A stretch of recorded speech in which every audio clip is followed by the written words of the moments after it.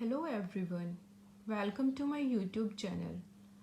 आज का हमारा टॉपिक रहेगा डिस्कवरी ऑफ प्रोटॉन, कि प्रोटॉन की डिस्कवरी कैसे हुई, किसने की। ठीक है, आज हम इस टॉपिक में यही पढ़ेंगे, प्रोटॉन के बारे में पढ़ेंगे। अब आपको पता है, ठीक है, फर्स्टली हम कर रहे हैं डिस्कस कि प्रोटॉन की डिस्कवरी कैसे हुई, एनोड रेज क्या होती हैं, कैनाल रेज क्या होती हैं, इन सब के बारे में आज हम डिस्कस करेंगे। ठीक है, अब देखो, अब हमें पता है कि एटम जो है वो इलेक्ट्रिकली न्यूट्रल होता है। ठीक है, इलेक्ट्रिकली न्यूट्रल होता है मतलब कि उसके अंदर जो है वो नेगेटिवली चार्ज इलेक्ट्रॉन्स का तो हमने पिछली वीडियो में डिस्कस किया ही था। अब इसके बाद एक और डाउट रहा कि अब न्यूट्रल है तो इसका मतलब कि उसके अंदर पॉजिटिवली चार्ज भी होने चाहिए ज़रूरी। ठीक है, वो भी बहुत ज़रूरी है कि पॉजिटिव चार्ज भी होगा और नेगेटिव चार्ज भी होगा। ठीक है, अब जो ई गोल्डस्टीन साइंटिस्ट थे हमारे, उन्होंने 1886 में क्या डिस्कवरी की कि existence of positively charged particle in an atom, कि एक एटम के अंदर पॉजिटिवली चार्ज्ड पार्टिकल भी एग्जिस्ट करते हैं। तो उसके लिए उन्होंने एक्सपेरिमेंट किया। उसके लिए किया कि प्रोडक्शन ऑफ एनोड रेज कैसे प्रोड्यूस हुई, ये डिस्कस करते हैं। ही टुक अ डिस्चार्ज ट्यूब, उन्होंने एक डिस्चार्ज ट्यूब ली with a perforated cathode. Perforated cathode मतलब कि उस कैथोड के अंदर क्या है, होल्स हैं, छेद हैं। एज शोन इन फिगर, जो ये फिगर में दिखाई गई है, ये परफोरेटेड कैथोड ली गई है, ये डिस्चार्ज ट्यूब ली गई है। ठीक है, कैसी ली गई है, और उसके अंदर ट्यूब के अंदर क्या है, गैस ली गई है लो प्रेशर की। ठीक है, अब देखते हैं, जब हमने दो, ये एक एनोड वाला है और ये कैथोड वाला है। ठीक है, और इसमें हमने गैस ली है लो प्रेशर के ऊपर, एक वैक्यूम पंप लगाया हुआ है और इंडक्शन कॉइल लगाई हुई है। ठीक है, एनोड का पॉजिटिव को एनोड के साथ बैटरी के और नेगेटिव को कैथोड के साथ ज्वाइन कर दिया। जब हमने हाई वोल्टेज अप्लाई की, नियरली अबाउट 10,000 वोल्ट्स इलेक्ट्रोड्स के बीच में ये लगाई गई, जब कैथोड और एनोड के बीच में जब ये लगाई गई, तो हमें क्या मिला कि हमें फ्लोरेसेंस मिला दो जगह पर, एक ई पॉइंट पर और एक एफ पॉइंट पर, ट्यूब के ग्लास वॉल्स के ई पॉइंट पर और एफ पॉइंट पर। ठीक है, इससे क्या पता चलता है, क्या शो करता है कि कुछ रेज जो हैं वो एनोड की साइड से आ रही हैं, एनोड की साइड से आ रही हैं और वो इस होल से पास होती हुई कैथोड के अंदर जा रही हैं। ठीक है, फिर वो क्या करती हैं, वॉल्स को, ग्लास वॉल को स्ट्राइक करती हैं एट पॉइंट एफ, जहाँ पे हमें फ्लोरेसेंस मिलता है। ठीक है, अब जब ये रेज जो है वो हमारी एनोड की साइड से आ रही हैं, तो इसका मतलब क्या है कि हम इनको क्या बोल सकते हैं, ये कौन सी रेज हैं, एनोड रेज हैं। और इनको हम नाम देते हैं, एक कैनाल रेज भी बोलते हैं हम इनको। कैनाल रेज क्यों बोलते हैं, क्योंकि ये पास कहाँ से होती हैं, ये पास होती है हमारी होल ऑफ द कैथोड, जो कैथोड के अंदर होल्स हैं, परफोरेटेड कैथोड लिया, उसके अंदर जो छेद बने हुए हैं वो उनसे पास होती है। फर्दर जो है वो इलेक्ट्रिक फील्ड के अंदर डिफ्लेक्शन आती है। ठीक है, थोड़ी देर बाद हमने चेक किया कि इलेक्ट्रिक फील्ड के अंदर डिफ्लेक्शन है, वो क्या शो करती है कि ये कौन सा, ये रेज जो है वो पॉजिटिव चार्ज कैरी कर रही है, उनके अंदर पॉजिटिव चार्ज है, इसलिए अगर पॉजिटिव चार्ज है तो इसलिए हम इनको क्या बोलेंगे, पॉजिटिव रेज बोलेंगे। नेक्स्ट आता है origin of the anode rays. Anode rays आई कहाँ से, anode rays do not originate from anode. Anode rays जो है वो एनोड से नहीं प्रोड्यूस हुई है हमारी, they are produced in the space between the anode and the cathode. ये किससे प्रोड्यूस हुई हैं, जो हमारा स्पेस बचा हुआ था एनोड और कैथोड के बीच में, जो स्पेस था ये वहाँ से प्रोड्यूस हुई हैं। ठीक है, अब देखो, जब हम हाई इलेक्ट्रिकल एनर्जी हमने सप्लाई कर दी इलेक्ट्रोड्स के बीच में, तो वो क्या करेंगी, स्प्लिट अप हो जाएंगी, किसको, मॉलिक्यूल्स को एटम्स के अंदर स्प्लिट कर देंगी ट्यूब के अंदर। ठीक है, फिर जो इलेक्ट्रॉन्स प्रेजेंट होंगे इन एटम्स के अंदर वो एब्जॉर्ब कर लेंगे इस इलेक्ट्रिकल एनर्जी को और नॉकड आउट हो जाएंगे। ठीक है, अब फिर जो नॉक्ड इलेक्ट्रॉन्स होंगे वो क्या करेंगे, एनोड की तरफ ट्रेवल करना स्टार्ट कर देंगे और क्या बना लेंगे, एक कैथोड रेज का पार्ट बना लेंगे। ठीक है, फिर जो बचे हुए एटम्स का पार्ट है, एटम्स का जो बचा हुआ पार्ट है वो पॉजिटिव चार्ज बन जाएगा। ठीक है, पॉजिटिव चार्ज जो पार्टिकल्स होंगे वो ट्रेवल करेंगे in the form of stream towards cathode, stream की फॉर्म में वो करेंगे, जैसे कि इसमें हमारे ये स्ट्रीम की फॉर्म में वो कर रहे थे, ट्रेवल कर रहे थे कैथोड में। ठीक है, और जिनके अंदर क्या होगी, एनोड रेज होगी। ये सब था ओरिजिन के बारे में कि वो कैसे प्रोड्यूस हुई हैं। नेक्स्ट आता है properties of anode rays. Anode raise की क्या क्या प्रॉपर्टीज हैं। अब हमने इसका एक्सपेरिमेंट डिस्कस किया, अब इसकी प्रॉपर्टीज डिस्कस करेंगे कि हमें इस एक्सपेरिमेंट से क्या क्या प्रॉपर्टीज मिली हैं।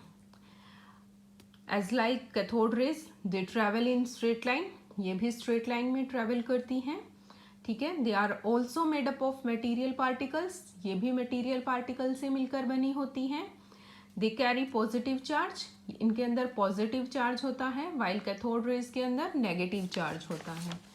Next is they are capable of producing physical and chemical changes, कि ये फिजिकल चेंज भी हो सकता है इनके अंदर और केमिकल चेंज भी हो सकता है। They can penetrate thin foils of metals, metals की थिन फॉइल्स के अंदर ये आसानी से घुस सकती हैं, पेनिट्रेट कर सकती हैं। They can produce ionisation in gases, gases के अंदर आयनाइजेशन को प्रोड्यूस करती है, आयंस बनाती है। They are deflected by electric and magnetic field just as the cathode rays, but in the opposite directions, showing that they are positively charges and they carry positive charge। कि deflect होती हैं, किससे deflect होती हैं, electric field और magnetic field से, जैसे कि कैथोड में होता है हमारा।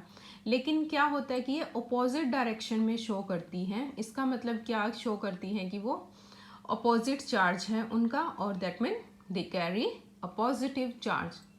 नेक्स्ट है, जैसे कि हमने कैथोड रेज में भी डिस्कस किया था, determination of charge by mass ratio of the positively charged particle present in the anode raise. अब चार्ज बाय मास रेशियो को निकालना है पॉजिटिवली चार्ज पार्टिकल के। जब हमने वही सेम मेथड अप्लाई किया जो हमने कैथोड रेज में अप्लाई किया था इलेक्ट्रॉन्स का निकालने के लिए, जे थॉमसन ने जो एक्सपेरिमेंट किया था, कौन सा एक्सपेरिमेंट किया था, study of by studying the extent of deflection of anode rays. ठीक है, एनोड रेज का वो किया था, उन्होंने स्टडी की थी डिफ्लेक्शन की, इलेक्ट्रिक फील्ड की डिफरेंट, मैग्नेटिक फील्ड की डिफरेंट स्ट्रेंथ लेके।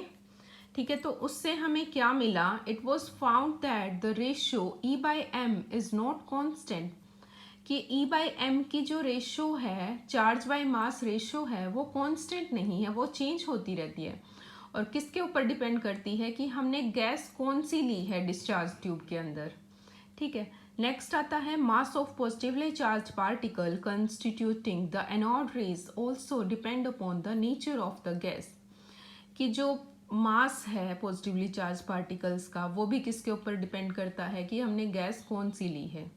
मास of the positively charged particle is found to be nearly equal to the mass of the atom of the gas, कि मास जो है वो पॉजिटिवली चार्ज पार्टिकल्स का वो हमें क्या मिलता है, इज नियरली इक्वल होता है कि हमने एटम्स कौन कौन से हमारे गैस के अंदर उसके मास के इक्वल। नेक्स्ट आता है charge on positively charged particle constituting the anode raise, वो किसके ऊपर डिपेंड करता है, एक तो नेचर ऑफ द गैस के ऊपर डिपेंड करता है और एक वोल्टेज कितना अप्लाई किया उसके ऊपर डिपेंड करता है। Charge on positively charged particle में भी +1, +2, +3, ये क्या होता है, होल नंबर मल्टीपल होता है, कि जितना इलेक्ट्रॉन के ऊपर चार्ज प्रेजेंट है उसका होल नंबर मल्टीपल होगा। ठीक है, वो क्या क्या हो सकते हैं, +1 भी हो सकता है, +2 भी हो सकता है, +3 यूनिट्स भी हो सकता है। वो किसके ऊपर डिपेंड करेगा कि कितने इलेक्ट्रॉन्स जो है वो नॉक्ड आउट हुए हैं गैसियस एटम से। ठीक है, नेक्स्ट आता है व्हाट इज अ प्रोटॉन, जो हमारा मेन टॉपिक था प्रोटॉन की डिस्कवरी करना। अब वो आता है what is a proton, proton क्या होता है। When hydrogen gas is taken inside the discharge tube, जब हाइड्रोजन गैस को हमने डिस्चार्ज ट्यूब के अंदर लिया तो क्या हुआ? It was found that the particles present in the anode rays have minimum mass. कि हाइड्रोजन 1 एटॉमिक नंबर होता है तो उसका मास भी क्या होएगा? सबसे मिनिमम होएगा, सबसे कम होएगा. That mean lightest charge particles produce होंगे. तो charge on these particles is found to be same as that of electrons. Charge क्या होता है इनके पार्टिकल्स के ऊपर? एज दैट कि इलेक्ट्रॉन्स का जितना है उतना ही प्रोटॉन का होगा. ठीक है, इलेक्ट्रॉन्स का कितना था? E is equal to 1.60 plus multiply 10 raised to power -19 coulomb. That mean 1 unit. अब इसके ऊपर इसके आगे आ जाएगा प्लस का साइन क्योंकि ये पॉजिटिवली चार्ज पार्टिकल्स हैं. अब ratio of charge by mass, ratio क्या आएगी? E/m ratio. That is equal to 9.58 into 10 raised to power 8 coulomb per kilogram. अब m जो है वो मिनिमम हो गया, मास मिनिमम हो गया तो E/m क्या हो जाएगा? मैक्सिमम होगा. ठीक है, देयरफॉर वैल्यू ऑफ मास क्या होगी? m की वैल्यू क्या होगी? E divide by E/m. E की वैल्यू थी हमारी 1.60 into 10 raised to power -19 coulomb divide by E/m की वैल्यू थी हमारी 9.58 into 10 raised to power 8 coulomb per kilogram. तो मास की वैल्यू क्या आ जाएगी? 1.67 into 10 raised to power -27 kilogram. ये क्या आ गई? Mass of the proton. That is nearly equal to 1 AMU, that is 1 atomic mass unit, या फिर उसको हम रिप्रेजेंट करते हैं 1 U से. अब प्रोटॉन की डेफिनेशन देखते हैं. प्रोटॉन क्या होगा? Therefore, a proton is defined as the subatomic or fundamental particle which carries 1 unit positive charge and has mass nearly equal to that of hydrogen atom.